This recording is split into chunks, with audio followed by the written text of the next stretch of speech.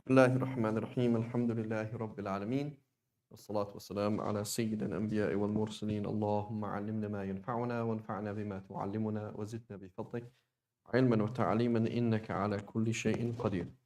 Okay, so where's my pen?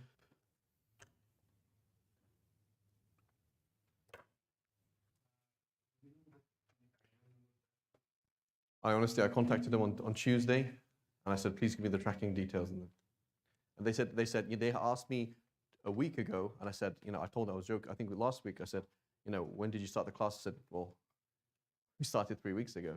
So he said, I'm going to expedite it as soon as possible. So I don't know. I contacted them. I can't. That's as much as far as we've got. Khalid, do we have thicker pens than these? Okay, so today is very, very simple. We have the word Muslim, which means, who knows what that means? Somebody who submits to Allah, a Muslim, right?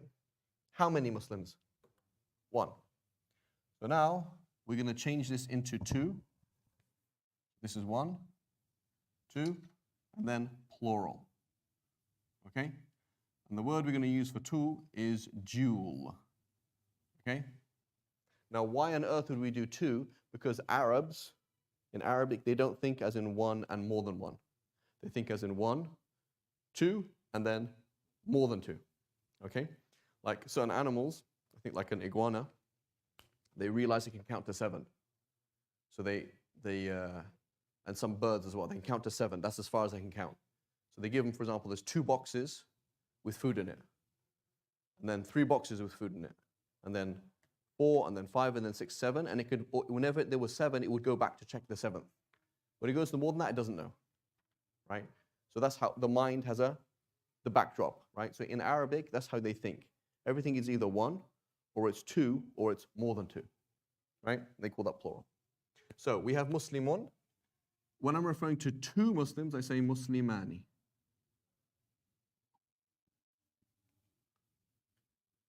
Muslimani.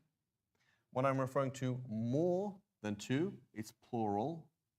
And I say Muslimuna. Okay? I would say mu'min, which means a believer. Mu'minun. How would I say 2 believers? Mu'minani.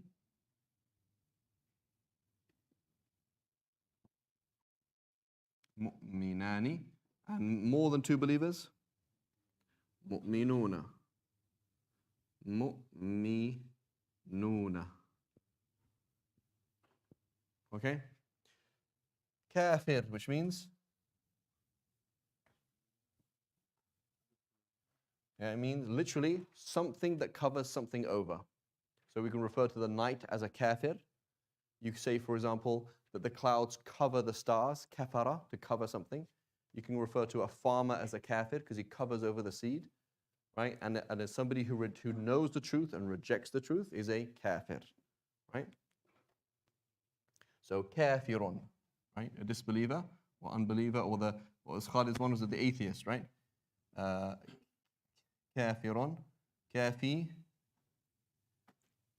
What's two kafirs? Kafirani. And then kafirun.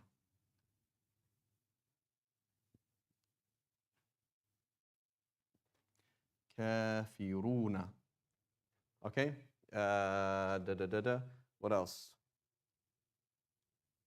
Another word like that. Muslim, muslih. Somebody who makes things right again. Muslihun. So how's this going to work? Muslihani. Muslihani. Muslihani. And then muslihuna, muslihuna. That's today's lesson. Easy. Almost. Okay, almost. So now we know that this word can change, right? This word can change. It can have a different ending, correct? So perhaps it might come after a preposition and it will become musli after a preposition. Min, muslimin, right? Marartu bi muslimin. I walk past by a Muslim. So it becomes muslimin, right? Or it could become an object. Ra'itu musliman, right? Or jittu musliman. I came as a believer, or as a Muslim, okay?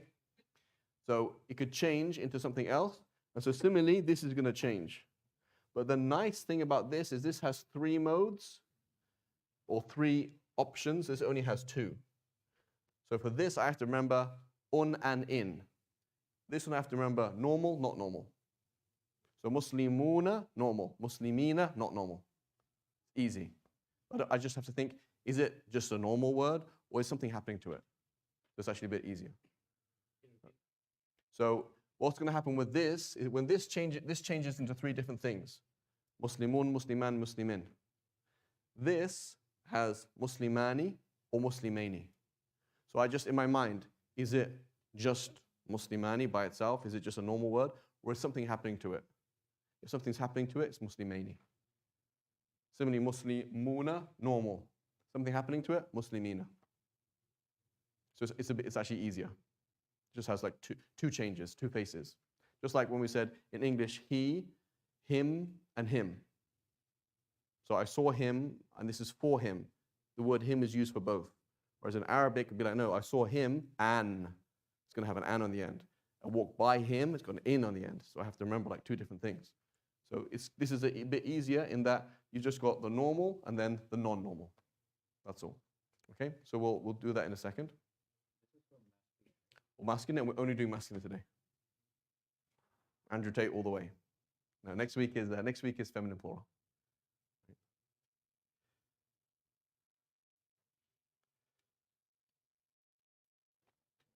Okay, where's my? No, this. Here. So I'm just going to slide. He just introduces the whole idea. Where is it? Okay, sorry. No, I just want to scroll down. Right, gives you the jewel. Gives you this whole thing here. There we go. There's the diagram. There, look. There's that square. This thing here. This is what we need to know. This thing here. Does everyone have a handout? Yeah, this thing here. So it says singular, dual, plural, Muslimun, Muslimani, Muslimani, and then Musliman, Muslimina, Muslimaini, Muslimina, and then Muslimin, Muslimina, Muslimaini, Muslimina. Genitive, accusative, right? So if you look at the variables, for the singular, there's 3 ways it could be. Right, can everyone see that? In this column here, there's 3 ways it could be, right? Just down here. Yeah, there's 3 ways. But if you look at Muslimani and Muslimaini, there's only 2 ways it can be. So if it's nominative, it's one way, and if it's accusative or genitive, it's another way. And that's it. So in your mind, you can just say normal, not normal. That's it. And that's all you have to worry about. Okay? How do we find like Muslimina is accusative? How would you know? How would you tell the difference? Yeah, you'd have to look at just like if I asked you the question, okay, how do you know him? How do I know if it's genitive or accusative? So number 1, I'd say, I don't care because I know it's him. So practically speaking, I know it says him and not he. And then or you say, okay, but I want you to analyze it now. I'm teaching English in a secondary school in India, and I'm teaching them grammar, and they have to analyze it. So, oh man, good point. So then I'm going to say, can you see a preposition before it? So yeah, okay, it's genitive. Can you see, is it an object? Is it something else? Okay, it's this. Right? Then you have to analyze it like that. Context and the analysis. Right? And in reality, we'll learn later on that there's 15 reasons why a word could be accusative. 15. So if you really want to start taking it apart, then we can go for a whole. That's what we study in grammar, right? When you go to madrasa, for example, you study grammar. You say, I already know Arabic, but I'm now studying grammar. You pick everything apart, right? But we're not going to do that. We're just trying to keep it practical, keep it simple, right? Do I understand basically what the verse is saying, right? That's what we're interested in right now. Okay, so now I'm going to show the same words. Can I erase this? Yeah. Take a picture. Okay. So now I'm going to change it to the accusative or genitive. I'm going to say, for example,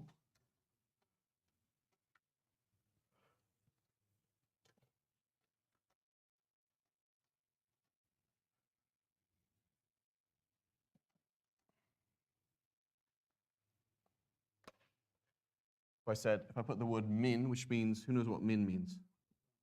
From. Or if I put the word I put the word ra'aytu, which means I saw. Ra'aytu, I saw. Okay? So this word is going to put it into the accusative, I saw that thing. And this is going to put into the genitive, right? So this one would have, for example, it could be like ra'aytu musliman, I saw a Muslim.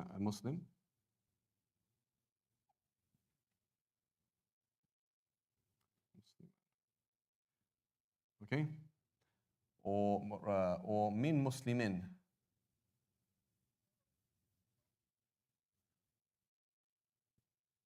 From, okay? Now the dual, it doesn't matter what happens here, it's going to be the same. It's going to be muslimaini.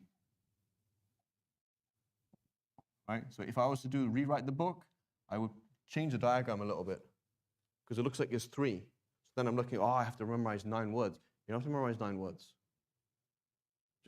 Just it's actually 3 and then 2 and 2. So that's 7 words. That's it. There's only 7 words in the whole chart. Right? Muslimaini. Okay? And in the dual, muslimina. I have another question for you. Muslimina. What if I didn't write tashkil?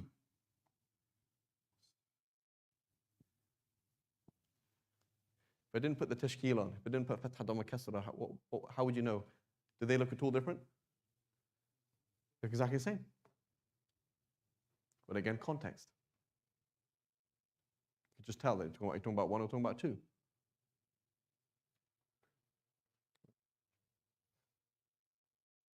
Okay? So similarly, if I had, munafiq? Who knows what a munafiq means? Hypocrite. Munafiq. And who knows what a nafaq means? Nafaqa.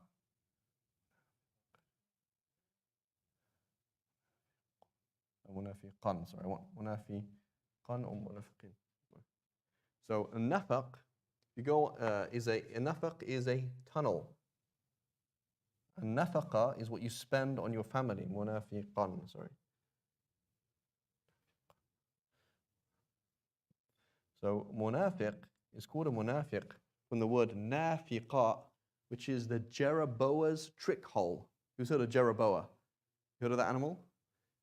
Jeroboa is like a desert rat that has a long tail, right? So it has two escape routes. So if a snake is coming down, it goes into its hole, but it comes out another way.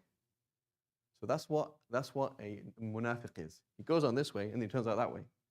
He's confusing, right? He's two-faced, munafiq. And that's why we have nafaqa wajiba that you spend on your wife. That's called your nafaqa because it goes through, like you spend it out, right? So it's nothing. It's all to do with going through like a tunnel. A nafaq is a tunnel, okay? And so munafiq is this person who he's not straight, right? He's a hypocrite. So if I said munafiqan, ra'aytu munafiqan, I saw a munafiq. Or hada min munafiqin, this is from a munafiq. May Allah protect us. Okay, then either would change it to munafiqaini, 2 munafiqs. Munafiqaini.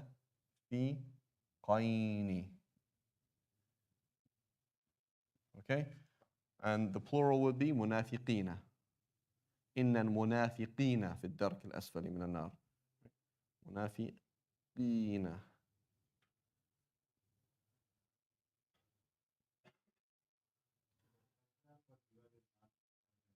No, it's not going to change, yeah. So even if it's there with the alif, it's there, yeah. Ani or aini ends in, yeah. Munafiqina. Okay, so now I have another question for you. Which word do you think is used most, plural or dual? Plural, right? Because usually that's going to fit more numbers, okay? So do you think they use it in colloquial Arabic? Do you think they use a dual? Doesn't exist. The only time you're going to see the word dual is in the word two. When they say ithnani, ithnaini, because they're using the word two, and the word two is dual. But otherwise, you're not going to hear it. You go to Lebanon, you go to Saudi, you go to Morocco, no one's going to use the word.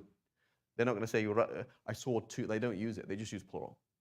Because they can't be bothered, right? And similarly, this, given that this is used most of the time, so if it is accusative or genitive, this is used most of the time. In colloquial Arabic, you'll just always use this. So what you'll hear all the time is in. That's what you hear all the time. You won't hear anything else in colloquial Arabic, because they just don't take the most common thing that's used. And so a third of the time they're making a mistake, and that's all right, rather than 2/3 of the time, right? So they'll drop all the endings here, Muslim, Muslim, Muslim. Don't bother putting an ending. And then just take the most common thing. So just make it easy. It's in spoken Arabic. But on Al Jazeera, you'll be una ina. There'll be you watch Tom and Jerry in classical Arabic, you'll hear both. You watch it in Egyptian Arabic, you'll just hear in. Right? Okay? So Bismillah, let's have a look at our next page, page 24, 25, sorry. So let's have a look and try and find our plurals and duals.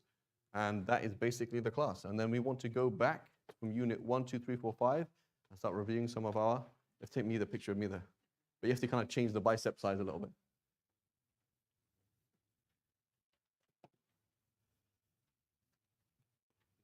Yeah, good. Very funny. I remember I had what's it called, a passport photo done in Jordan, and they actually tidied up my face a bit. I was like, this is for a passport. Like, you can't do that. They're like, he looks nicer. They tied up my cheeks. Okay, so Bismillah. Let's have a look for duals and plurals on page 25. So we're looking for una. Words that end in una, and ina, and ani, and aini.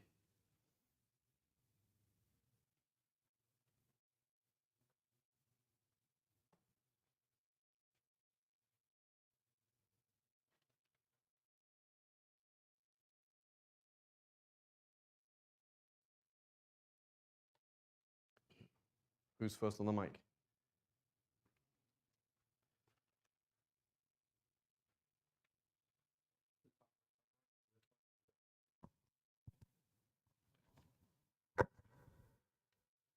Bismillah. What do you mean? Give me a word that's plural or dual. Okay, the first one, huwa mu'minun. Mu'minun, is that singular, dual, or plural? It is a singular. Singular, normal. Okay, why does it end in a dhamma? Because that is the That's the default. You don't ask that question, right? And humul mu'minuna. So that is They are the believers, right? believers. Why does it end in una? That's the default. That's the default Right? for. And doesn't it sound very similar? Mu'minun, mu'minuna. It sounds very similar. Like if you didn't write it, it just sounds like a longer version. So if you put that in your head, oh yeah, una, and una, they go together. That sounds right. The next is Yeah.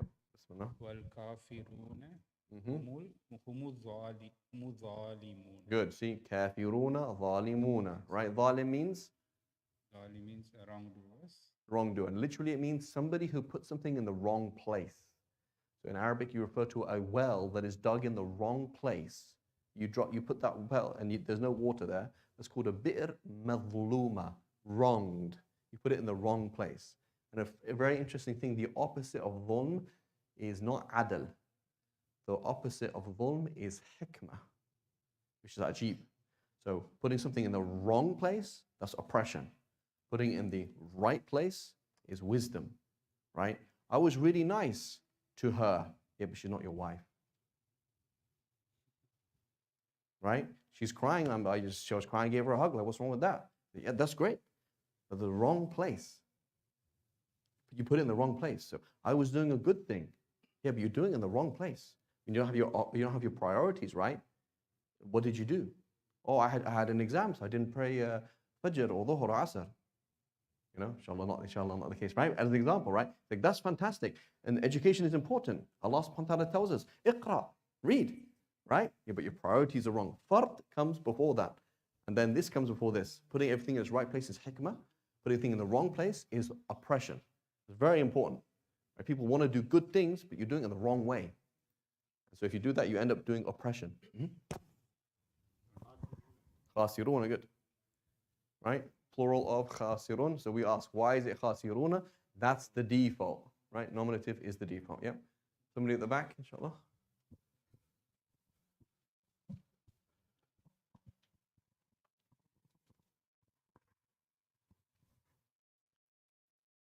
أولئك هم المفلحون.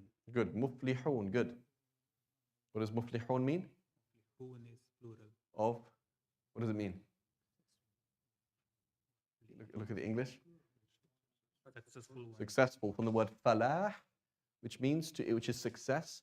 It means it comes to do with, so falah and falaq, this is all to do with breaking the earth, to do with, what's it called? To do with cultivating, right? Successful, yeah. The people who break the earth and grow crops, yep. But muflihun.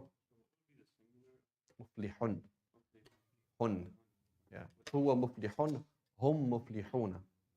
And we had ulaika, right? Ulaika hum muflihuna. Ulaika means what then? Those. And the singular of ulaika is dhalika. Yeah, dhalika. Notice the cat at the end, right? So the cat means something far. So dhalika, tilka, ulaika. So that singular, that feminine, that plural. Hadha, hadihi, haulai. Ha means close. So this masculine, hadha. Hadihi, this feminine. Haulai, these things here. Okay?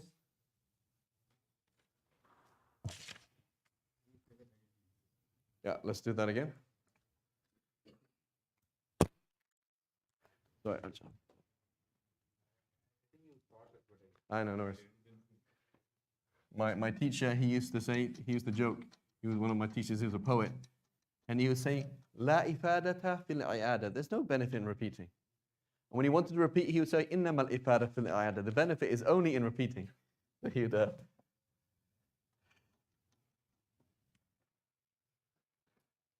would, standards that need to be reached. Right, so this sheikh, he was 14. He was teaching. So this, if you call this level 1 Arabic, then there's level 2, level 3, level 4. So he's teaching level 4 Arabic at 14. Right? Now, what's he doing when he's 34 or when he's 55? Then you can start to have interesting conversations. But when we are at level 1 Arabic, when we're in our 30s, 40s, 50s, then we know that you're not going to have an interesting conversation about, my brother told us, my brother is practicing Muslim, but he said, why is it the Muslims have nothing interesting to say? Like, with all due respect, like you have nothing interesting to say, like you're just like somewhere there. It's because that's where we are, right? So if you imagine if you just cracked English, would you be able to do coding? That's where you have to make sure that the generations that say in India, they're like, we have to make sure our kids do English at 5, so that they can do this at this, so that they can do this, so then they can do medicine, they can do this, all these things, right? As an example, right? So this is what we need. Where do we need our kids to be? Is that our kids need to do this when they're 8. So that when they're 14, they're doing this. And then when they're in their 30s, they have something to say. What are you going to add to the discussion of the world, as opposed to, doing this when we're on this age, right? So, what is it? So we said, هذا, هذه,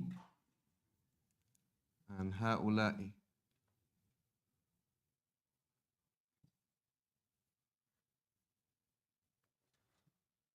Okay? So, هذا, this, هذه, this, feminine, and then هؤلاء, these. Okay, and notice this is all close. Ha means close. And then ذلك, that, tilka, that, feminine. Okay, and then أولئك, those.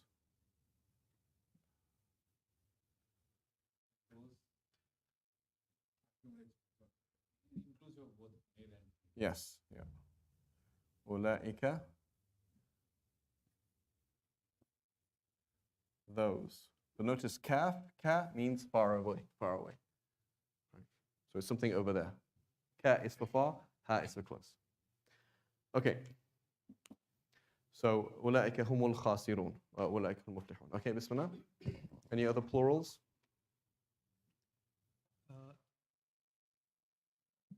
أولئك هم الخاسرون. You've done that one, yeah? Losses. That's plural. Did you go for next one? Bismillah, next one. Anybody else? Where are Afghans today? You're the only one? Brother, could you just pass the number 6? There we go.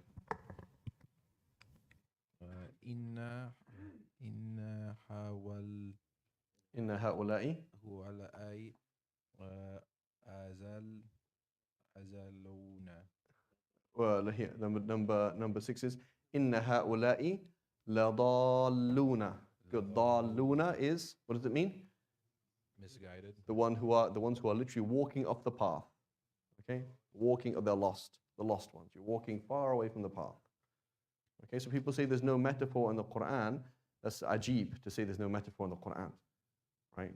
Because somebody who is lost is not somebody who is lost. If you are lost, you're not responsible, are you? What it means is I know what is right, but I'm not doing it. But the way that you live life is that it looks like you are lost because you can't literally be here. You can't be doing this thing or living life like this if you know what is right. But I do, and that's why you call me lost. Right? So it's a metaphor. But if you were literally lost, is Allah going to punish you because you don't know where you're going? No.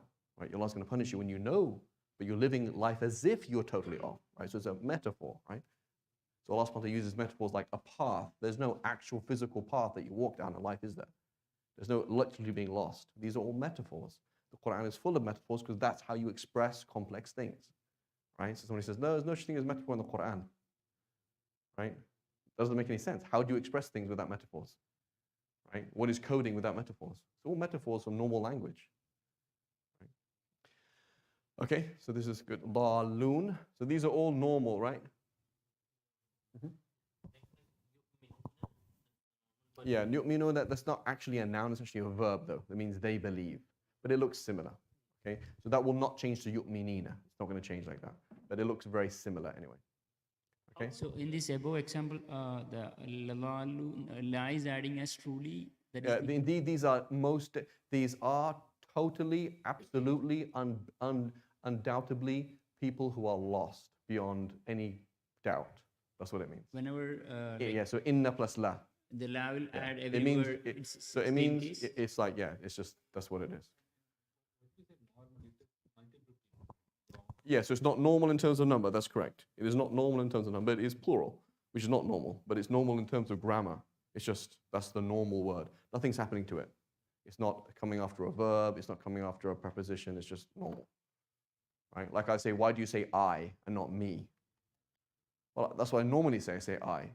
But if I said me, it would be like you gave it to me, or this is for me, or he saw me. That's when I would use me. Right? It's not normal. That's what I mean. Yeah, there's nothing happening to it. Okay, Bismillah. Anybody else at the back? One question. Yes. How about the word qawmun? Because it's the Yes, so qawmun, so that's example of metaphor, right? Qawm means a standing. That's what it means. Qama yaqumu means to stand up. So if you imagine there's a problem, there is no food, there is a tiger that's going to kill us, there is an enemy coming. So what happens is that we have a group of people who stands up and solves the problem? The men. So you refer to a group of men as the standing. So the standing was one thing, but then it was done by many people, so it suddenly became plural in meaning. In reality, it was one action. So it shifted from plural, singular to plural, just the way it was used. Right? Like the word people, people is singular. Because actually you have the peoples of North America. Right? People and peoples, as opposed to person and persons. But we don't usually use people in, we usually look at people as in a group of people. Right? But it is essentially singular. The word people is essentially singular. It means, you know, the people who live there. Qawm originally means the standing. But we use it now, we'd use it for a group of men or a nation. Yeah. But that's in Sikh, it's lots of words that help us, not in an Andrew Tate style, but what does it mean to be a man? It means if you don't get up and do something about problems, you're not a man. That's your job, right? Oh, my wife's like this, my kids are like this. That's your job, Habibi. Your job. That's why you're a man. That's why you're in charge. You need to sort out the problem. It's a problem. We don't have a solution, maybe. And you might not be able to get it perfect, but you're in charge. That's why you're in charge, is you need to sort out the problem, right? Oh, I don't like school. Your teenage son tells you, it's like, that's not a man speaking. That's a teenager speaking, right? You don't like your college. You don't like your university. You don't like work. You don't like the world. The role of men is to change the world, to solve the problem, right? I'm not paying you as a manager to come and tell me what's wrong with the employees. I'm paying you as a manager to solve the problem. That's what your manager does, right? And that's what a man does, is you're a manager, right? They're two different words, man and manager, but that's the thing, is you're there to manage situations and change things. So you have the word rajul is a man. From the word rijal, you get up and do something, right? But if you don't get up and do something, you're not a man. Qama yaqumu, to stand up, right? What another word? Insan is from the word uns, and affection and kindness. If you're not a nice person and you don't have uns and affection, you're very harsh, you're not an insan. You're just a bashar. You're just a person with skin. Right? So lots of these things we can learn a lot from just basic language. These are the roots, exactly. But the roots, We don't use those, but normally we use as a nation. yes, but it all goes back to what does it really mean? It all goes back to what are we really talking about? Like what, fundamentally. Right? This sentence is like pretty weird, right? Like these are our people is what it is. Yeah, these are a people. Yeah, these are a people, yeah. Hawla is plural. Ha'ula is plural, but qawmun is singular from one point of view, plural from another point. Like, for example, you say a school of fish, or you say a pod of whales, or a troop of monkeys. So how is it a troop?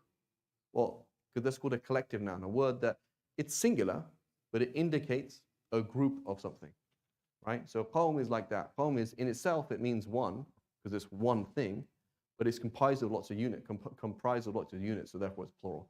So you can look at it from both ways. And in fact, in the Quran, it's sometimes used plurally, sometimes used singularly. Right? Yeah, usually So do we use, let's say, in English, a troop is going, right? Not like a troop of people are going. No, I think sometimes you can do both sometimes. Sometimes there are situations where you can look at it in two ways. Sometimes like in two ways.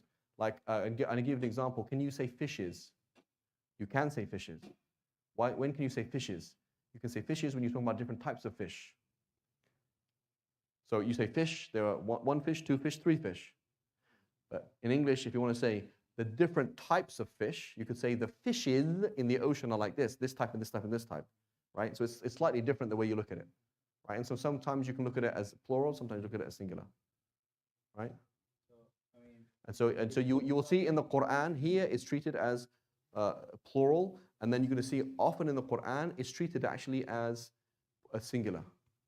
It's treated as singular, right? And it can depend on how you're using it, how you're looking at it, right? And the qawm could have like plural also.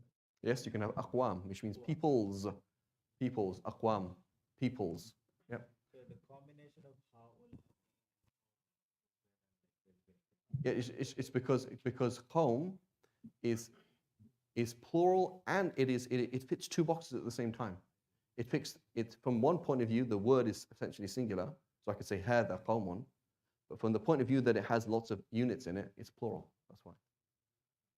And so now, why is this word used then? It's used in a sense, the rhetoric is, these are people whose national trait is kufr. Or what is it? قَوْمٌ لَا يُؤْمِنُونَ? Yeah, these are people, like their national trait is that they don't believe. And that they won't believe. It's plural. It's not they didn't believe. It's like this is who they are, right? So you're trying to, for example, you're trying to get an English person to donate. And he's offended. Like, I don't understand. Why is he offended with me? Because I'm English. We are cheap by nature, like that. That's how we are. Like, if you come and say, "Oh, could you donate?" and I give you 50 cents, you're like, "Oh, thank you." You're supposed to say thank you and kiss my feet in England. Whereas, like, America's like, bro, it's not. I mean, if I'm going to donate, we'll donate. You know, it's like not a big deal. You're talking to people who have tiny cars, tiny houses, no money, and they find it offensive if you ask for things. That's English culture, right? And so you're going to ask an Arab to donate. It's haram because you're asking in front of his friends. He's going to give his whole house. That's right. And so that's like, it's kind of like, you know, things like that happen. So like, that's their nature of it, right? That's the very nature.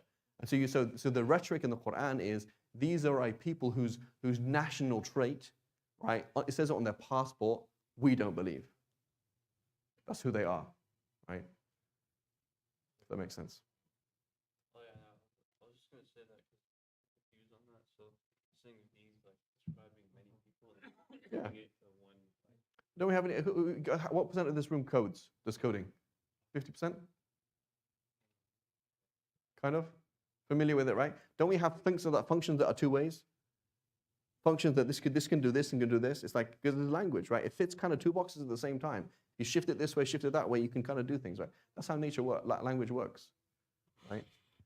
What's it called? Matter. Is electron, is it a matter or is it energy? It fits both things. It works as energy, and it does have a mass, so it is kind of matter. So a lot of things are like that. A lot of systems, something fits two boxes at the same time.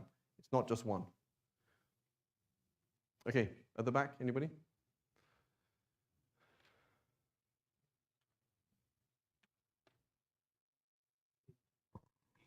Inna Allah yuhibbul muhsinin. Oh, what happened here? Muhsin. Muhsinun changed to muhsinin. What's going on?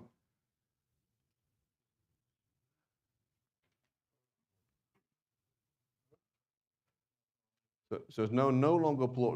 It's this not normal section, right? Muhsinin, ina ending, right? Because what's happening to it? What's coming before it in the English? Look at in the English. What word is coming before the word? Those who excel in good, or the good doers, or whatever, however you translate it. Those who.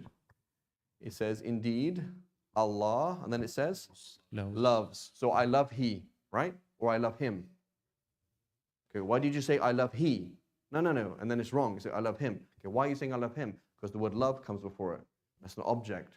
It just sounds funny. So just like in English, you have to change it from he to him. Similarly, in Arabic, you have to change it from muhsinuna.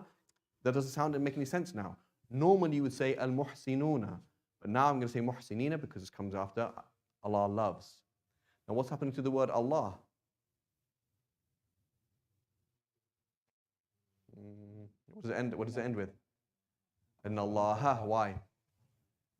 Because of inna. So the word inna is affecting the word Allah, and the word yuhibbu is affecting the word muhsinuna to become muhsinina. That's all that's happening. Easy. Inna, the word inna puts any word after it into the accusative. So I'd say inna al-munafiqina, inna Allaha, inna hadayna rajulaini. Any word that comes after inna is going to be in the accusative. It's going to be in the accusative. Right? so in this case the word yuhibbu is making it muhsinina, but there Correct. could be other words, right? It could be anything. Ra'aytul muhsinina, hadha li lil muhsinin. Any other word could do it, but here this is what's happening. So, one second. Does that make sense? I'm trying to see muhsinin when we change from una to ina, right? That's Yeah. why we said Yes. it's gonna It's be- shifting to that non-normal. Yeah. Yeah. So what's causing, because of the word there could be other words, but in the English you explain that okay, the word love came in. Yeah. So it's not just any random word that's coming before it. It is that number one is that the word sequence And the meaning, love, is happening to this thing. So even if I put the word love a paragraph before, so I love for the following reasons, al-muhsinin. This is the object of the love. So therefore it's going to go to it, right? Or you put it at the beginning. Al-muhsinina inna Allah yuhib. That's fine. Because well, you can't actually say that because that's going to go back. There's a debate whether you can do that. But if I took out the word inna anyway, so al-muhsinina Allahu yuhib. So I put the word muhsinin at the beginning. But when I tagged it with the ina, I've said, by the way, this is the object of the verb that's going to come in a bit. And then I found Allah yuhib. Oh, okay, it's the object of that verb then. Right? But it's being tagged as the object of something. Okay? Of the verb. Of love here. Yeah. Okay, Bismillah.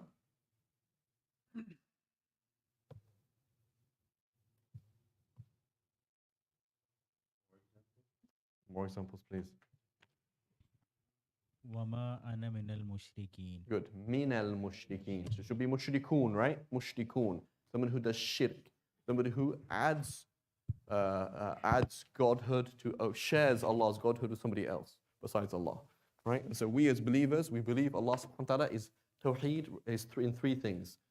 ذاته وصفاته وأفعاله. In his that, there's no other God besides Allah. So we're not like the Zoroastrians, right? So of ancient Persia and Afghanistan, they used to believe in the good God and the bad God. If you do good, you help the good God. And if you do bad, you help the bad God. So there's a continual struggle between light and darkness. That's why you keep the fire going, because you're keeping light going. When you do bad, you're helping the bad God. Do we believe in that? No. There is no fight between Allah and Shaitan. The relationship between Allah and Shaitan is not like two fists like this, fighting. Two fists like this. Shaitan is a tool of Allah. The tool, he's a puppet of Allah. Allah subhanahu wa ta'ala makes the shaitan. He makes the shayateen, he makes darkness, he makes everything. Right? There's no one fighting against Allah. Allah's already winning. You just have to join his side, that's all. Right? You tell me, yeah, because min. From. Do you say from him or from he? Him. See? Same thing. It's not an object, it's coming after a preposition. Right, from him. Okay, so now we mentioned Allah, when we say tawheed is what? In his that, there's only one Allah. Sifat. Anything you can describe Allah subhanahu wa ta'ala, you cannot apply to anybody else. Does not apply to anything else. Right? His sifat are totally different. He's the only one who is all powerful, all this, etc. Wa af'alihi, and he is the only one who makes things happen. Nothing else makes things happen. So we believe, okay, as Ahlul Sunnah, that Allah subhanahu wa ta'ala does not invest power in me. Okay, Allah subhanahu wa ta'ala, so there was a group of Muslims called the Mu'tazila, and they said Allah subhanahu wa ta'ala basically created the universe and just let it roll. And so he basically, what he did, he said, brother, what's your name again? Atif. Allah subhanahu wa ta'ala gives him free will and gives him power to do things.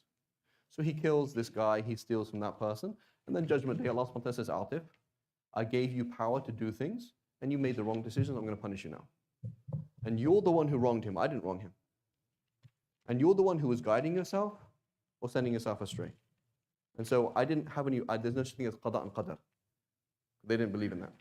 What they called the Qadariyya, originally the people who didn't believe in qadar, and they were called the Mu'tazila. Then so they said Allah subhanahu wa ta'ala is just, and Allah subhanahu wa ta'ala gives you power to make your own decisions, and gives you power to do your own things. So you caused the pain to this brother, you caused his car to be broken, you're going to pay for it on Judgment Day. You shortened his life. He could have lived for another 10 years, but you shortened it.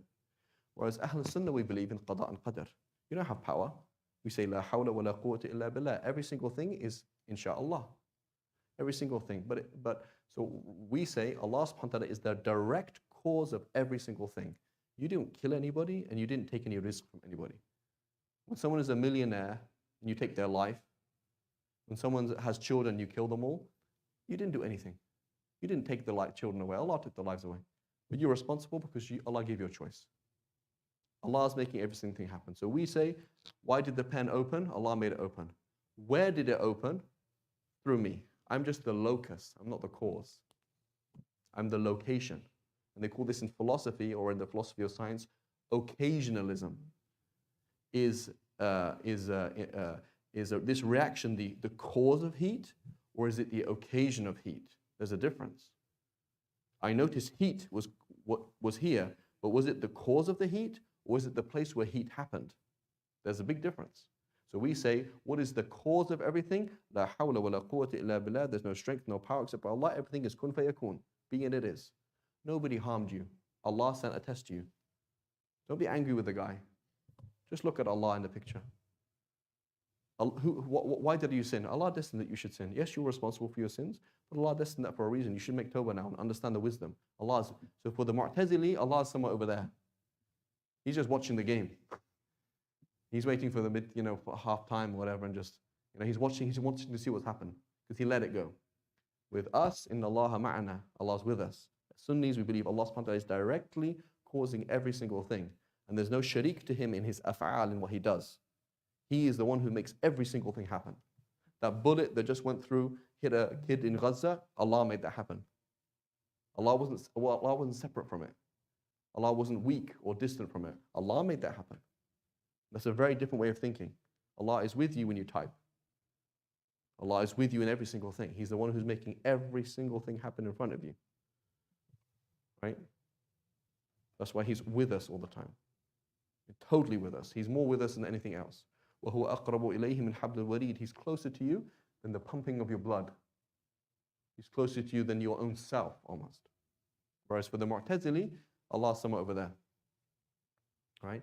And they call themselves the people of Tawheed and Adl. They call it justice, because they said, how could Allah destine I do a bad deed and then punish me for it? But that's against the teachings of the Prophet, against the teachings of the Quran. And we say, Allah subhanahu wa ta'ala, Wallahu khalaqakum wa ma ta'malun. Allah has created you and every single thing you do. Every single thought, every single intention, every single motion, every single thing you do is created by Allah subhanahu wa ta'ala. So He's alone in His that. There's only one Allah. He's alone in His sifat. Only He has attributes of Allah. And His af'al and His actions. Only He makes things happen. Nobody else makes things happen. Happiness does not come from food or power or pleasure. Happiness comes directly from Allah. If Allah subhanahu wa ta'ala wants, He can make happiness coincide with pleasure or make it not happen. You have people, I've been doing heroin my whole life and now I need something better. It doesn't work anymore. It doesn't make me happy. I'm the most famous person. I'm not happy. I have my wife loves me, my kids love me. I just don't feel empty. I don't know why. Because that's not the reason what makes you happy. Allah makes you happy. And Allah makes you sad. وَهُوَ الَّذِي أَضْحَكَ وَأَبْكَى. And He is the one who makes you smile, and He's the one who makes you cry. He is the one who says, kun fayakun, be and it is. No one else does anything like that. Okay? So mushrikun is they're gonna add somebody. No, something else causes things. Somebody else has the attributes of Allah. There's another Allah. That's a mushrik. He does shirk. He makes a sharika. He makes a partnership, a company with Allah subhanahu wa ta'ala. Take a step back. Can you have an English definition when to use this aina and ina? The English definitions for those two. This is dual. Munafiqaini means two. Two hypocrites. Two and two. Yeah, two hypocrites, and then more than two.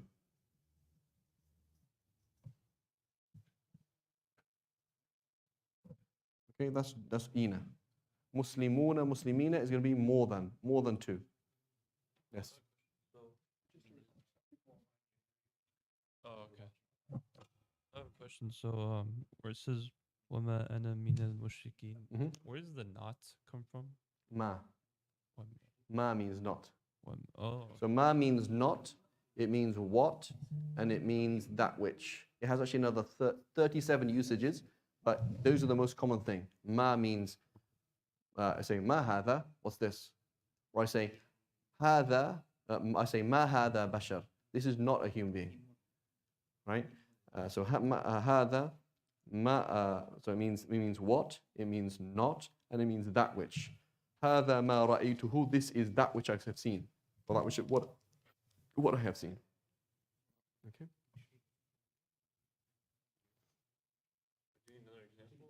Oh, yes, please. From the back, can I have some examples from the back, please? And I'm going to have this table. Oh, here, okay, one from the back and then one from this one. Okay. If you can do 10, you can do 11, inshallah. وَاعْلَمُوا أَنَّ اللَّهَ مَعَ الْمُتَّقِينَ. Translation? And know that God is with the muttaqeen. Good. So that Allah, what happened to the word Allah? Anna. Anna is like inna. Anna means that. Inna means indeed. They are different, but they both do the same thing. The word after anna. وَأَشْهَدُ أَنَّ مُحَمَّدًا عَبْدُهُ وَرَسُولُهُ. Not Muhammadun, right? So Muhammadan, sallallahu alaihi wasallam, right? So وَأَعْلَمُوا أَنَّ اللَّهَ fatha, accusative, because it comes after anna. Okay? Ma'a is with, and that's a preposition, or at least he's labeling it as a preposition here. And then muttaqeen, not muttaqoon. Why? Because man is with. With, so therefore you say with him or with he? With him. With they or with them? You say with them. Right? With she or with her? With her. Not the normal thing, right? So muttaqeen for muttaqoon. Okay, so the people of taqwa. What does it mean, taqwa? It means to carefully put a barrier between yourself and Allah's punishment. Right? So one of the key themes in the Quran begins with Bismillahir Rahmanir Rahim, mercy, mercy, mercy. But if you look in the Quran, it's pretty scary. The whole of the Quran is scary. You should read the Quran, you should be scared and disturbed. Like, oh, I'm not safe then. That's when you read the Quran, like, oh, that's the upshot. Like, I'm not safe. Right? It's like, for example, you go to work and the guy you're working with disappears. Like, where's he gone? And then another guy. And then you realize your whole department's like falling apart. It's like, and you go speak to the manager's always busy and always worried. And like, is everything okay in this company or what? Like, I don't feel comfortable. That's how you should feel. That's the dunya, because this is the dunya, it's a test, and people are failing, right? وَالْعَصْرِ إِنَّ الْإِنسَانَ لَفِي خُسْرٍ. Right? Allah subhanahu wa ta'ala says, I swear by how little time you have to live, people are in a big fat loss. إِلَّا الَّذِينَ آمَنُوا. Except. It doesn't say the people, it doesn't say the believers are fine, but the people who do. It says everybody's lost out apart from these people, because they are a minority. Right? Allah subhanahu wa ta'ala will get the hellfire and like a trash can, like a trash bag on Judgment Day, and it won't fit. And so you just like put it all down and crush it all together and pile it up on each other.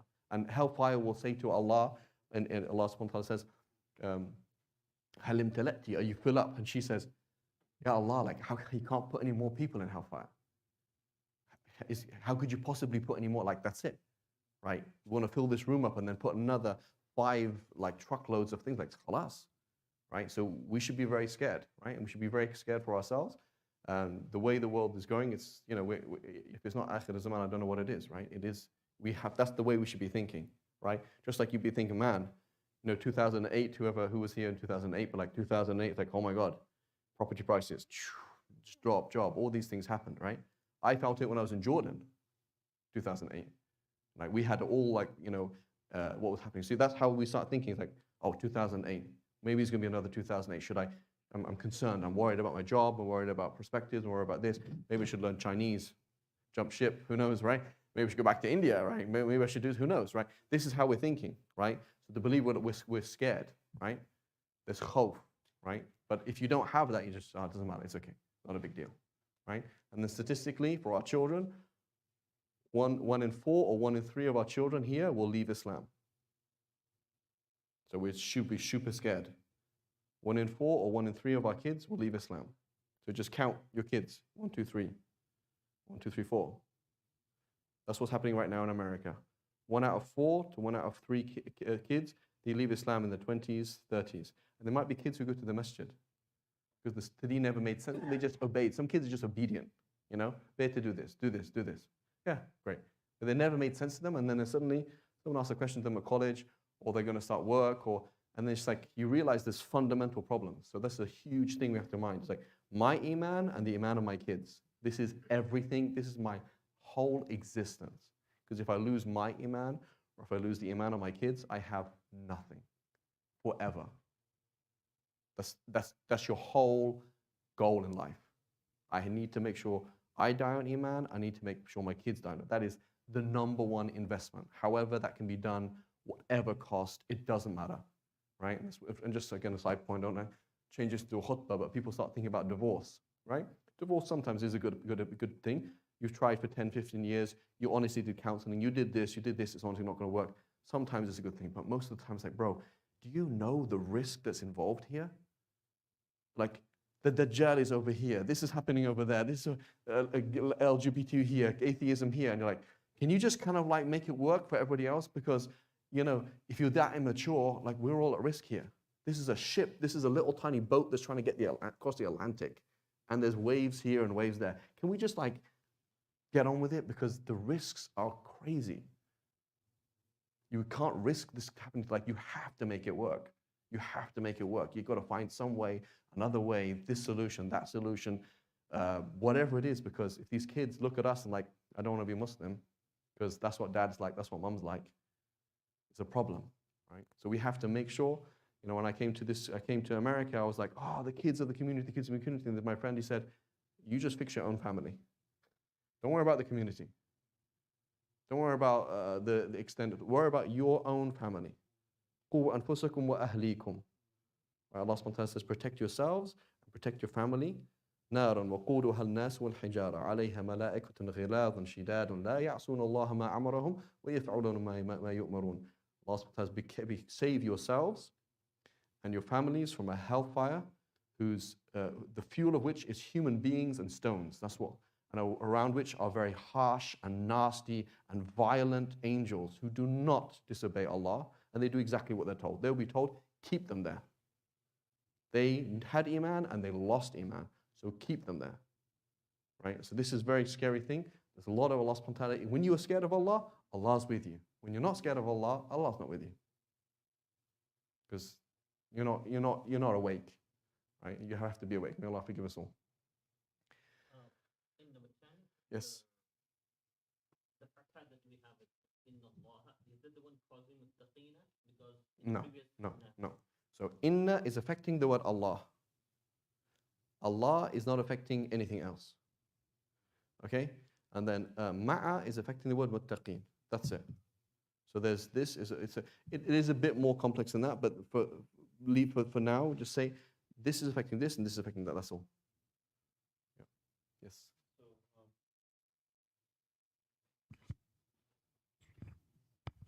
In the other ayah, هُدًى لِلْمُتَّقِينَ is هُدًى هُدًى لِلْمُتَّقِينَ. So this was مع المتقين, so preposition before muttaqin, and then هُدًى لِلْمُتَّقِينَ is also preposition for, a guidance for, right? That's another example. I read the Quran, I don't really care about it. Okay, do you fear Allah? No. So you come to khutbah. Allah, let's go to work.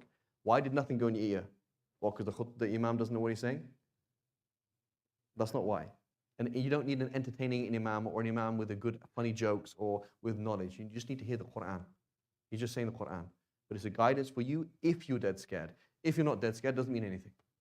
So again, I'm trying to help people deal with an economic crisis. If they don't actually believe there's an economic crisis, they're like, it's not a problem. I've been making money for the last 10 years, don't worry. They're not going to listen to you. But if they're like sold, like, oh, there is a meeting at 2 a.m. on a Sunday morning to solve an economic crisis, and what should we do? People who own property in California, what is the best solution? You're going to turn up if you know there's an economic crisis. But if you don't, it's like, not a big deal. So that's taqwa, like you're scared. There is a moral crisis and there is a hellfire that is waiting for us. So we need to do something. Right? That's taqwa. The back. Bismillah.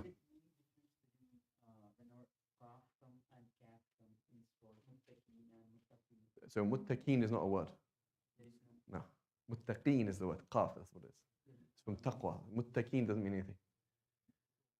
Muttaqi'een means something. Muttaqi'een. Ittaka'a means to lean. Muttaqi'een. Yeah, muttaqi'een is this. This is ittaka'tu. Ittaka'a, to lean. So muttaqeen is a totally different word. One is from taqwa, to ward off something. The other one is ittaka'a, which is to lean on something. Totally different word. Yeah. So ittaka'a is like ittakala, to rely. Totally different word.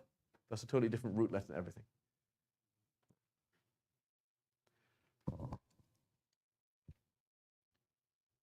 ذَلِكَ جَزَاءُ الْمُحْسِنِينَ. Mm-hmm.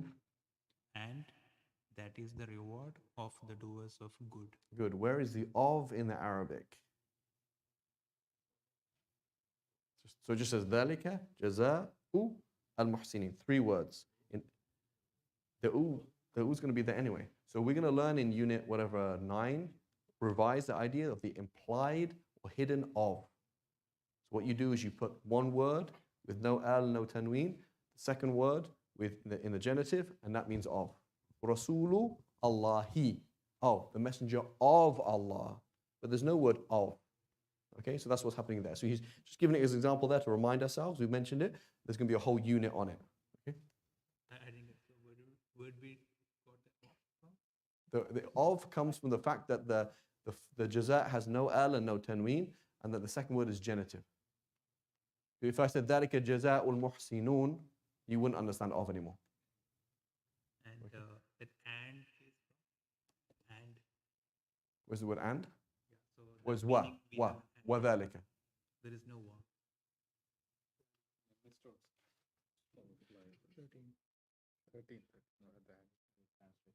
Oh yeah, it's just they didn't put this a mistake here. Just say that probably he just cut the word wa from the cut. He just cut it out. Okay, number 14. This table. We skipped. Oh, sorry. Okay, 11, 12. ذَلِكَ الْكِتَابُ لَا رَيْبَ فِيهِ هُدًى لِلْمُتَّقِينَ. So that's 2 things. So muttaqeen, muttaqoon. So هُدًى لِلْمُتَّقِينَ. A guidance for the muttaqeen. And then 14. Can we have this table? إن المنافقين في الدرك الأسفل. منافقين إن mix it. Munafiqeen as opposed to munafiqun. So I'd say al-munafiqun fi ad-dark al-asfali. The munafiqun will be in the lowest depth of hellfire. And I say indeed. When I put the word indeed, it changes from munafiqun to munafiqeen. Okay?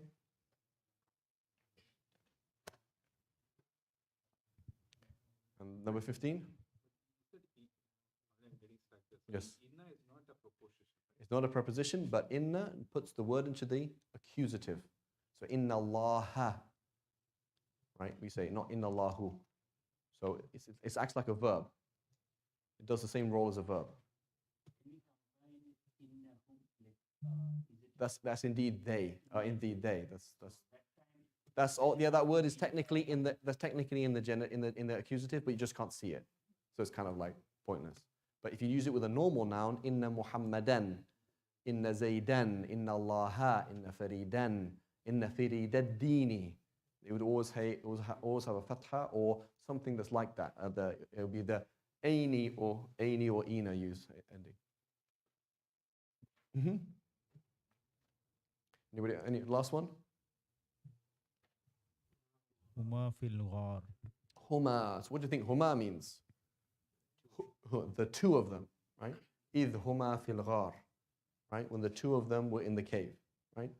And so we have to remind ourselves, some of us have studied these things, some of us have not. So the Shia, they have this belief that Sayyidina Ali is very special. And we have the same belief. We believe he's a very, very special person. The Prophet ﷺ says, Sayyidina Ali is to me as Harun was to Musa. So that's big, right? He's almost a prophet. But he's not a prophet, right? But they took this to the next level, and they had this idea that Sayyidina Ali, he should have been the Khalifa after the Prophet ﷺ, and that his power was taken away by Sayyidina Abu Bakr and Sayyidina Umar. And then, so they did kufr, Sayyidina Abu Bakr did kufr, and Sayyidina Umar did kufr, and then all the Sahaba, who were really amazing a minute ago, all did kufr as well. So it's very ajib. So that's what they call themselves. The Shia is the sect, the group, the small. So they view themselves as that the minority of the ummah is right. And we view ourselves as the majority of the ummah is right. Right? We say Ahl Sunnah wal Jama'ah, the group. Right? The group is right. And they say, no, most of the Sahaba left Islam. So that's ajib. It's ajib kind of way of thinking. Like, Sayyidina Abu Bakr, the 2 of them are in the grave and in the cave, and the Prophet ﷺ tells them, La tahzan inna Allaha ma'ana. Don't be sad, Allah's with us. And then he does kufr. Subhanallah. Right? It's a very strange way of thinking. And so when you find groups that focus on negativity exists, right? But their whole focus is Sayyidina Ali was killed and Sayyidina Hussein was killed and we're going to hit ourselves and make ourselves bleed and they're the wronged us. That's the whole focus. You know something's off, right? The whole focus is kuffar, kuffar, right? I remember I was in a taxi once in Jordan and the guy would say, La'natullah alayhi, wa la'natullah alayhi, wa la'natullah alayhi. They're cursing people. Why are you cursing people? He said, he's wearing jeans. So how do I know he's a Muslim? Like, is that ajib kind of, you know? Isn't Islam like a nice thing? Like, assalamu alaikum, give food. Like, isn't that nice? His whole focus is huwa kuffar. And everyone's a kafir. And who can I blow up? That's his whole mentality. The ajib kind of thing is very negative, right? And so you hear the conversation, they meet together, who is wrong? The talk is about who is wrong, right? And you'll find people like that, of all sorts of groups. It's like, Sheikh, is the whole khutbah all the time about who's wrong? Or is it what we can change? You see their focus. So for the Shia, their whole thing is who are the bad guys and who are the zalimeen and who are the madhlumeen. Who are the people who did wrong and who is it on to? And the sadness, and then they beat themselves and make themselves bleed and things like that. It's very ajib. Whereas we are like, who are the Sahaba, the people with the Prophet ﷺ, who helped them, who like, it's a very different mentality, right? Even a Christian, your whole thing is a man dying on a cross. It's like, and then the pain, and it's very ajib, right? Whereas we say, Bismillahir Rahmanir Rahim, in the name of Allah, most merciful, compassionate. Very different, right? And so it's may Allah, it's ajib. So you know, there's one of my teachers. He was like he was very important in Iraq. He was kind of the Mufti of Iraq. And he was asked a question. He said, "Are Shia kuffar?" He says, "I'm not going to say that Shia are kuffar, but I do say that whoever says this is a kafir." And basically, that's everything they say. So there's a difference, right? I'm not saying you're crazy, but I'm saying if you think we should buy this building, then you're crazy, right? So there's a difference. So he said, a lot of these things, when you speak to an educated Shi'i, like when they know what they're saying, these people are very dark people because they know that it's like kufr, like they know what they're saying. You meet somebody in India, I don't know, you have a Shia in India, some places, Pakistan, you have some, Afghanistan, the Hazara, right? They're going to be like Shia, like he doesn't know, he just prays like this. And they just know that Sayyidina Ali is a good person. They don't know stuff. They just grown like that. But the people who really get into stuff is very dark. It's very like a nasty kind of thing. Like who the bad things about people and who's wrong and who's wrong and who's wrong. And all these amazing people who did amazing things, all the Sahaba, they're all kuffar. It's a very dark religion. It's very scary. And these people are kind of very dark people, right? So you know, Iran's doing certain things today that's, you know, more useful than maybe other people, but it's not always the picture's not as clear as you think. Okay, so إِذْ هُمَا فِي الْغَارِ, when Sayyidina Abu Bakr was with Prophet ﷺ. إِذْ قَالَ لِصَاحِبِهِ, when he said to his friend, Sayyidina Abu Bakr, right? And Aisha radiallahu anha, she said, you know, the Prophet ﷺ came to our house in Mecca at a time he would never normally come. And it was strange, she was a little girl. And he spoke to the Sayyidina Abu Bakr, he said, you know, Allah subhanahu wa ta'ala has given me permission to do hijrah, leave Mecca, and he wants you to come with me. So Sayyidina Abu Bakr starts to cry. And so she was a little girl, she said, I've never seen people cry out of happiness. Right? So imagine, this person's a kafir. He's going to leave Islam tomorrow. You know, he was on the hijrah with the Prophet ﷺ, and he got some milk for the Prophet ﷺ to drink. He said, the Prophet ﷺ drank until I felt quenched. That's his love for the Prophet ﷺ. That he said, the more he drank, the more I felt, I'm okay now. That's how much love he has for the Prophet ﷺ. And he's a kafir? He's trying to get power? Subhanallah. Ajib. Okay, Bismillah.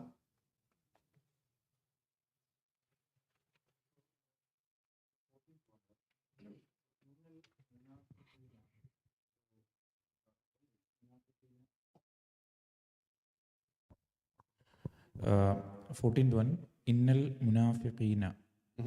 So there is no preposition, right? There's no preposition, but there is inna. Inna. So inna, al-anna, lakinna, they will make any word that comes after them go into the accusative. It's almost like it's a verb. Okay? It acts like a verb in that it makes the word after it go into the accusative.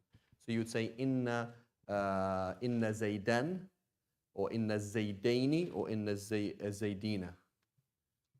So you'd have these same endings. You'd have this ending, or this ending, or this ending. Like Inna Allaha. Inna Allaha. Or Inna Muhammadan.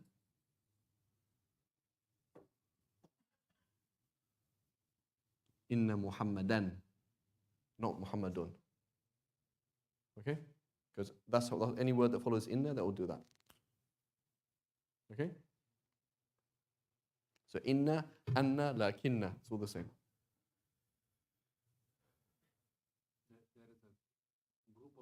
Yes. Inna, anna, la. It's called inna and its sisters. Yeah. Inna wa akhawatuha. Yeah. So we're going to do that in unit 8 or 9 or 10. I think something. We've already seen it in unit 3, but he's going to review, and then he's going to focus on it in unit 8. Okay, Bismillah? That's it, okay? So that's what time are we on? Can I see the time? 7:50. Okay, alhamdulillah, rabbil alameen. Okay, so what I want to do is I want to spend 5 minutes on exercise 2 and 3. Let's try and do that in 5 minutes if we can. Okay? Or let's make it 10 minutes. So 10 minutes, 2, 3, and 7. 2, 3, and 7. Okay, and then I want to start working on the vocab. So we need to review quite a lot of vocab.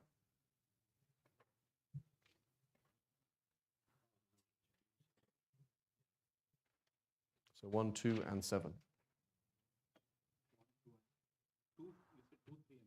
2, 3, and 7, sorry. 2, 3, and 7.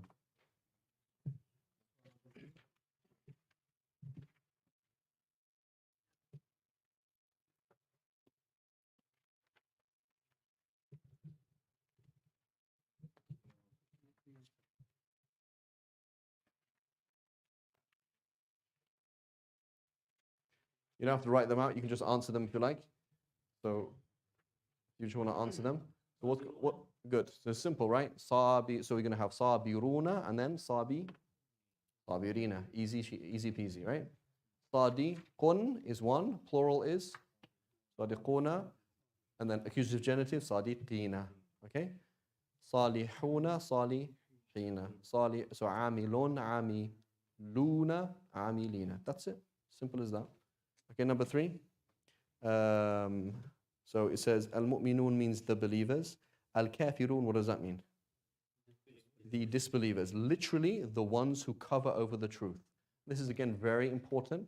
We don't have time to discuss it fully, but very important, right? One of the issues is being in a non-Muslim country or being in a non-Muslim environment is, well, they don't seem like bad people, you know?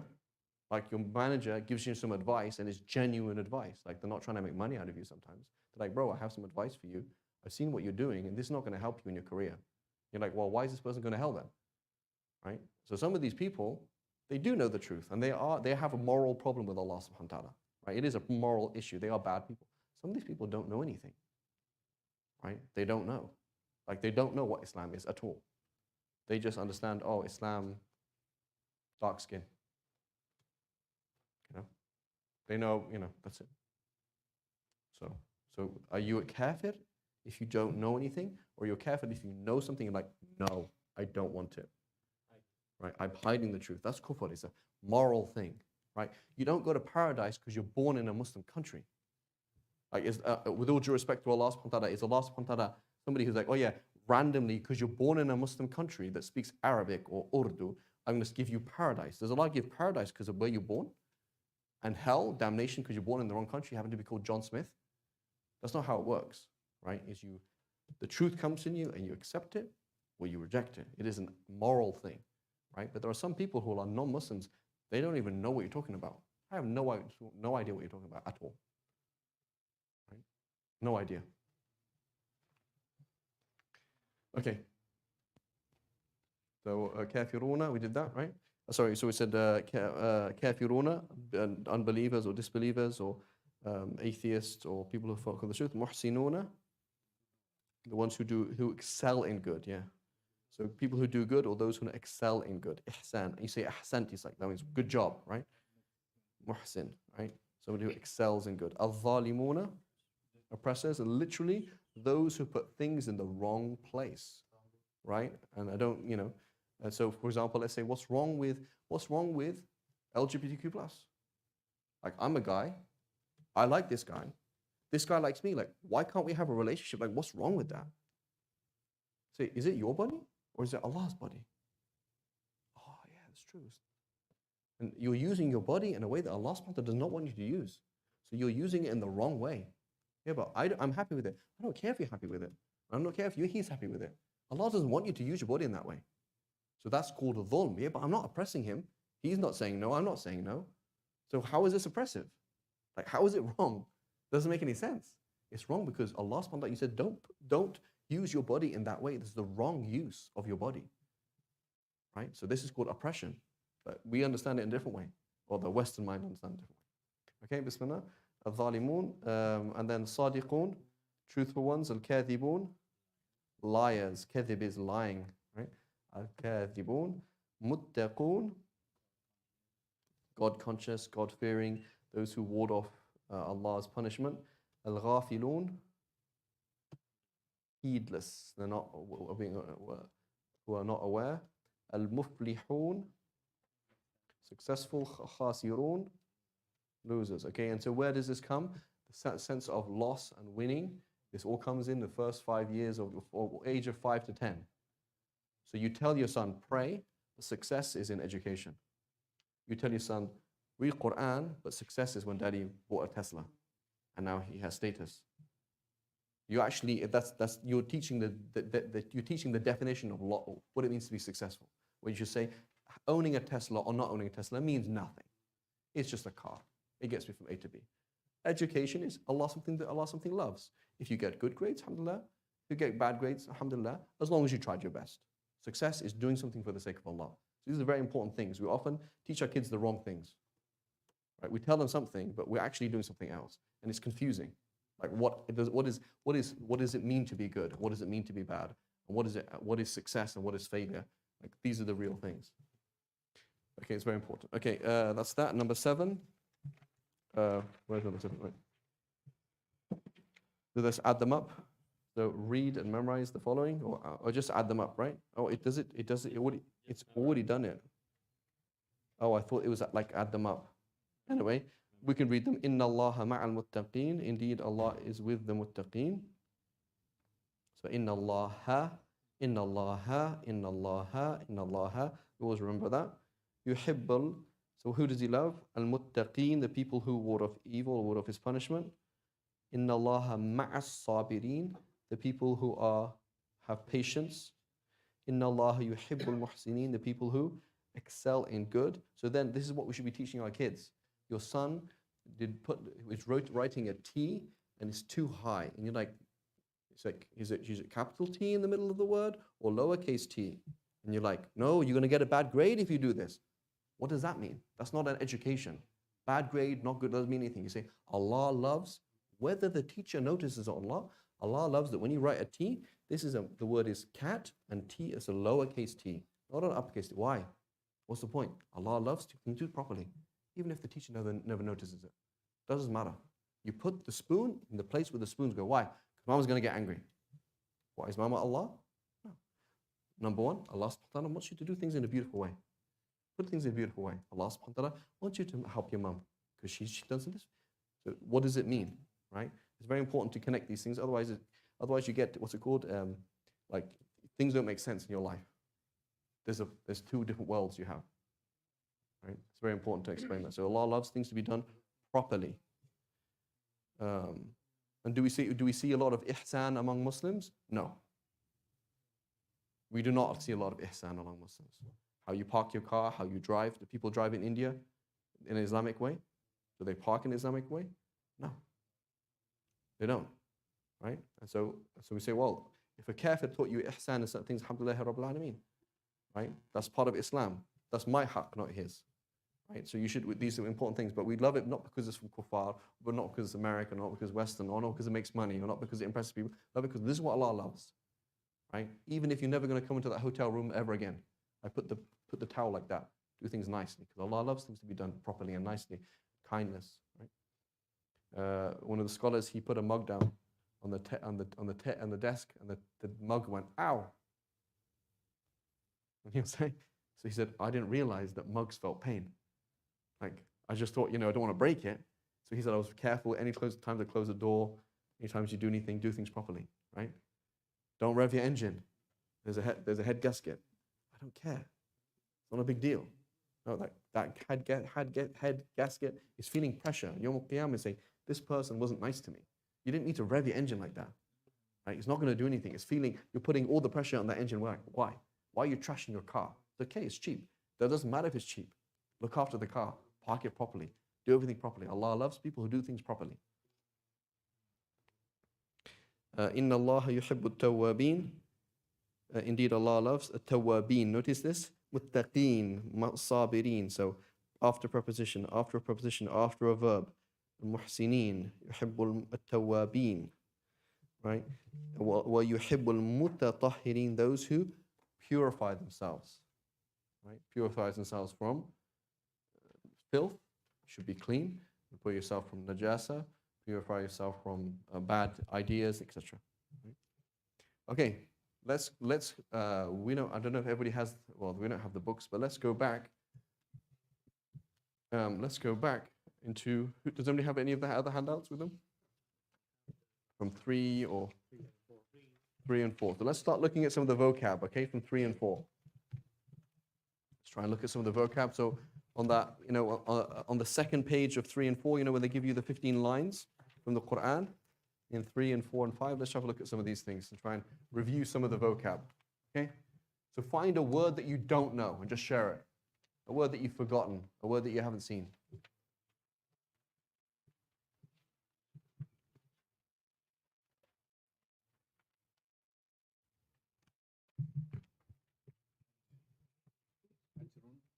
On unit 3, ajrun, what does that mean? Ajr. You get ajr if you do this deed. You get a reward, ajr, right? That's where we get the word ijar, which is a rent. Kareem, which means 2 things, noble and generous. Noble and generous, because they're the same thing. If you're not generous, you're not noble. And if you're noble, then you have to be generous. That's what it means. Hamia, hot. Yeah. Hot. Ghafoor, forgiving. You say, astaghfirullah. Astaghfirullah. I seek Allah's forgiveness. Ghafoor means the one who is the very substance of forgiveness.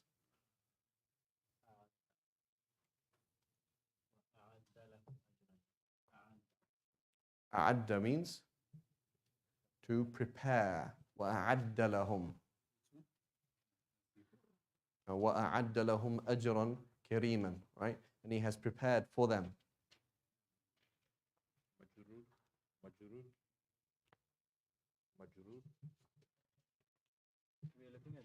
Oh, majrur, where is it? On the next page. Oh. Yeah, you're looking at majrur. Yeah, these words. Good. Qatalta means?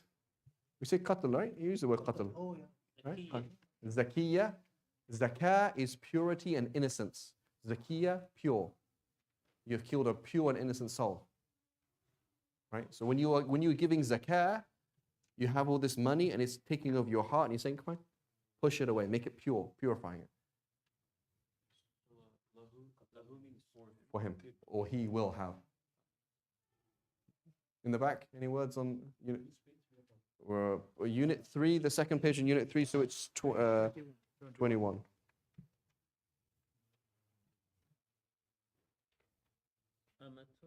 Amatun, good. That's a word we're not going to see very often, which means a female slave. Amma, a female slave. So Allah, the Prophet ﷺ said this, he said, O slaves of Allah, do not hit the female slaves of Allah. Because you're owned by Allah and she's owned by Allah, so do not hit her. Because He's going to get you. Nafs means soul, it means ego, it means self. So all the prophets on Judgment Day will be saying, Nafsi, Nafsi, myself, myself. Prophet ﷺ will be saying, Ummati, Ummati. Nafsi, myself, myself, right? So nafs means myself, it means my soul, it means your ego. Inna nafsa la'ammaratun bisu', the nafs, right? Someone's nafs is always, he's nafsani, he's very egotistic, right? The meaning of of it says, have you killed an innocent person? So nafs means Yeah, person. soul. Yeah, here it means like soul. Soul of You person. kill the soul. Yeah, an innocent person. Yeah. You've taken the soul of an innocent person. Innocent or pure. Yeah. قد أفلح من زكاها. Zakka, to purify. تزكية النفس, to purify your soul. Yeah. Okay, at the back.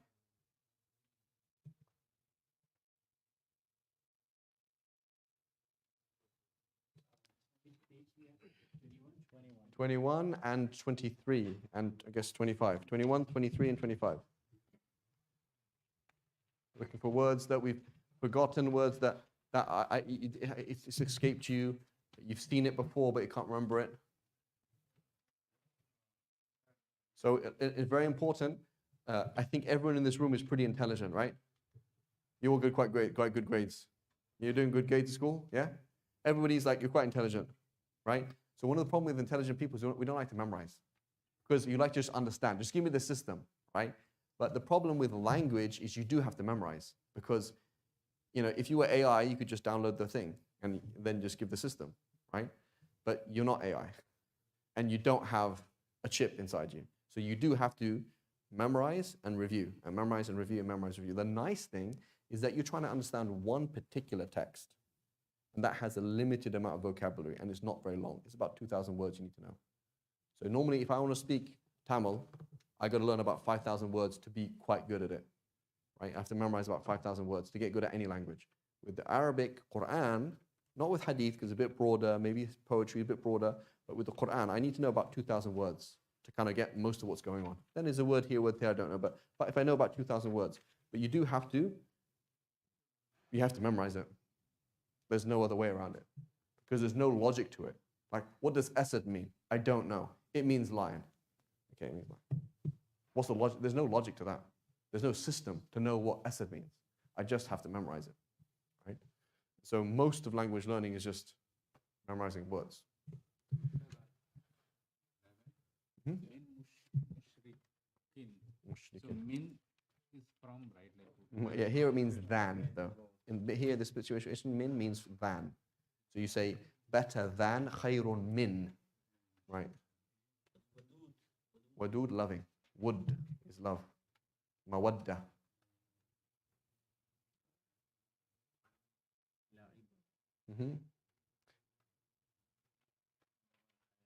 Yeah, la'ibun is a game. La'ibun. La'ibun. Walahwun, a distraction.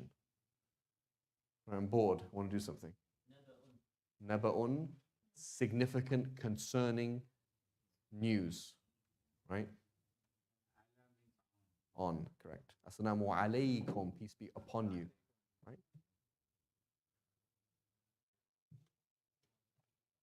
Sirat means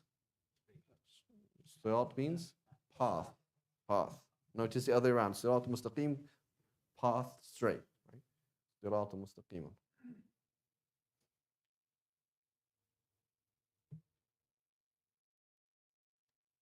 Okay, at the back.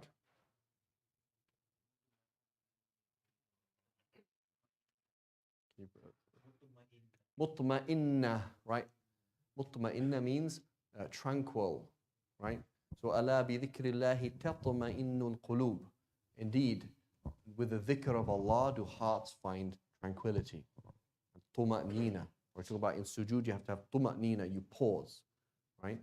So, mutma'inna, the soul that is happy, good. Mutma'inna.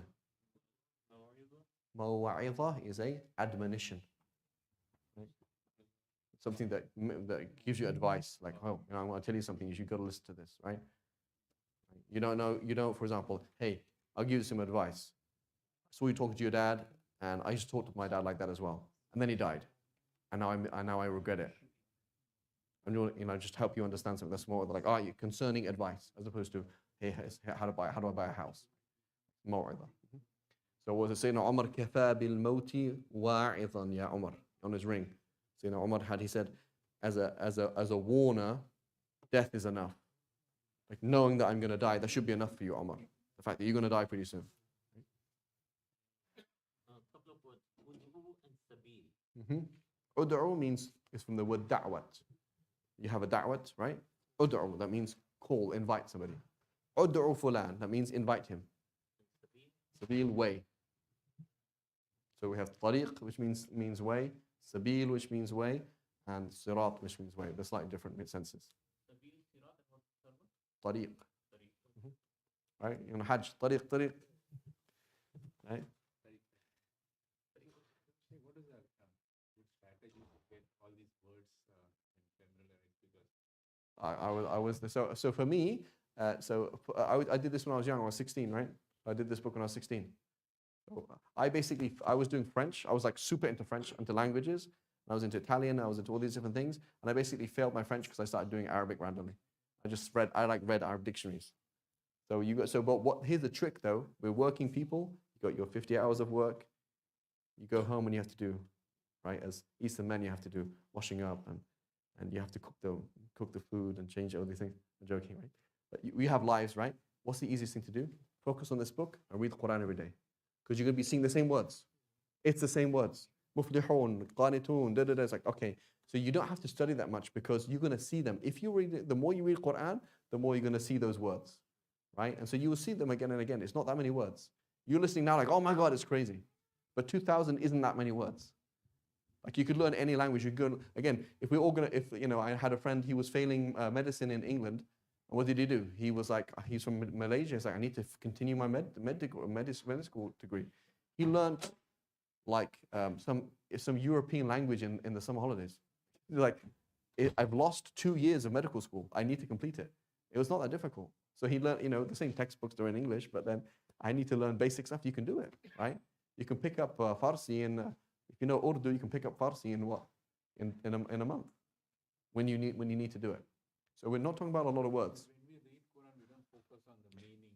Yeah. So now you're going to have to start doing that. Now you're going to have to slow down and say, hang on a minute, muttaqeen, and then you're like, why is it muttaqeen and not muttaqoon? And then you're like, where's it going? And you have all these questions. But the thing is, as a life system, as a structure, it's like if I just focus on this book and focus on the Quran, it'll get there. And will you understand all the ahadith? No. Because sometimes a word will come in the hadith that's not there in the Quran. It's like, how did I learn that? Right?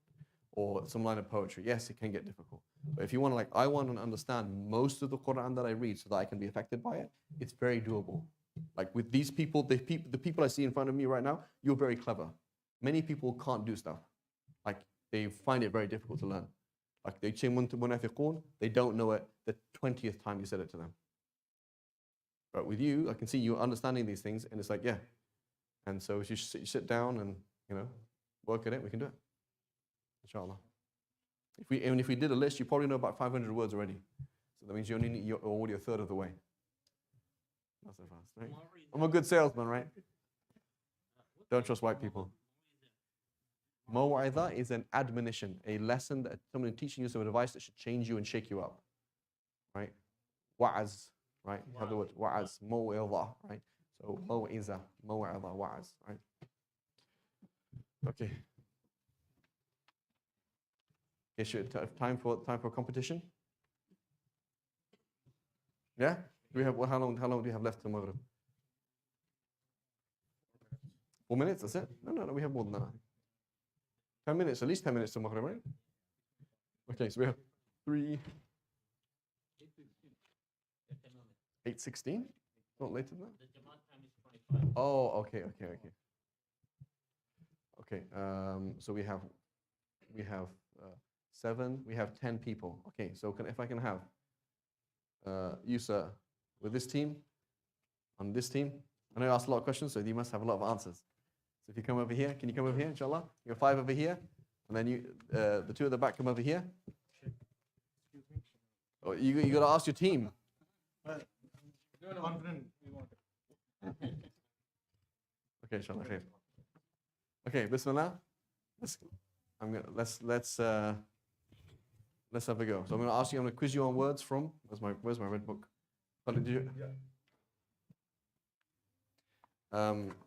Quiz you on words from unit 3, 4, and 5. Okay, the fingers on the buzzers. You don't have buzzers, man. Theoretical buzzers.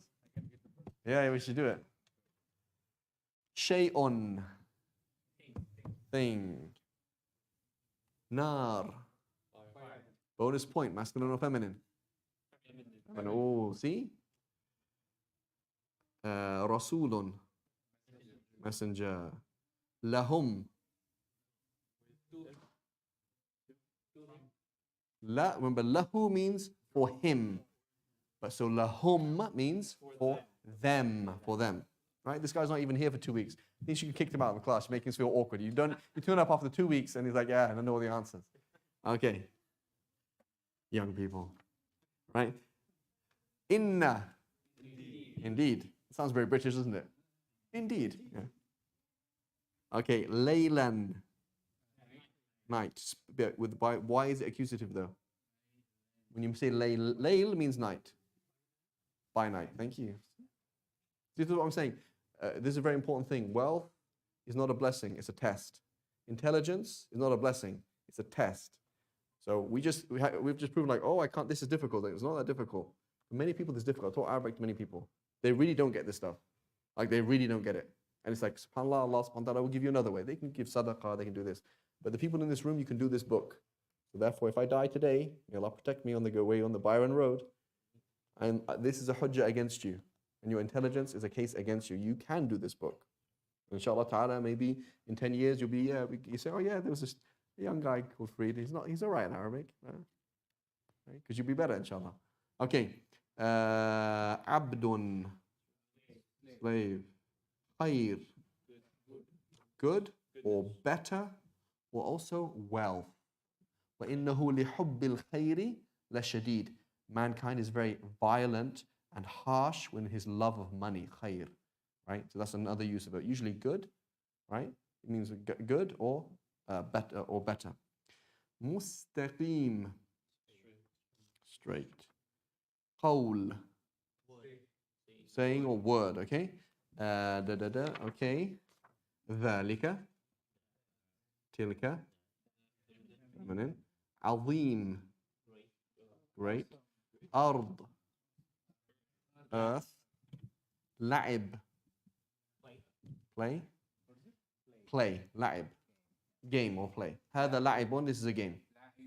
لعب, لام عين باء. Yeah. آخرة. After, mashallah, we're believers, mashallah. Believe it, guys, there was a Yemeni kid who was in grade 8. He said, Hussein Musa. I was teaching a kid in he's grade 8, okay, in Islamic school, Yemeni, okay? His parents, I don't know what planet they're on, okay? And I said, he doesn't care about eating halal or haram, doesn't know anything. He says, my parents cuss at me in Arabic and in English, and I'm continually getting it's crazy people. Some of these people, they live in crazy lives, okay? He says, Hussein Musa. No clue. So, alhamdulillah rabbil alameen. The point is, some people don't know basic stuff about deen.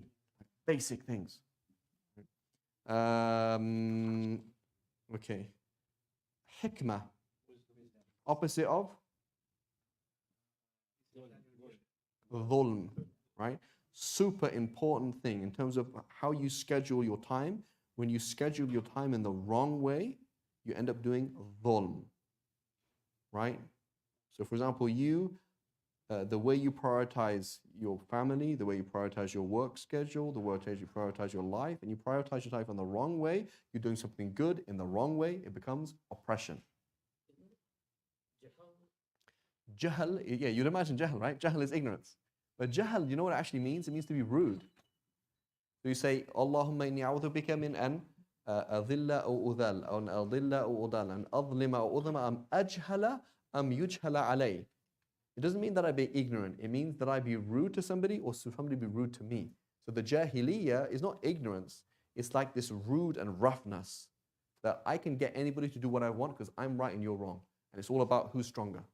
That's jahiliyyah. So it's interesting. We think about jahl and hikmah, right? Jahil, he doesn't know anything. But it really means he's rude.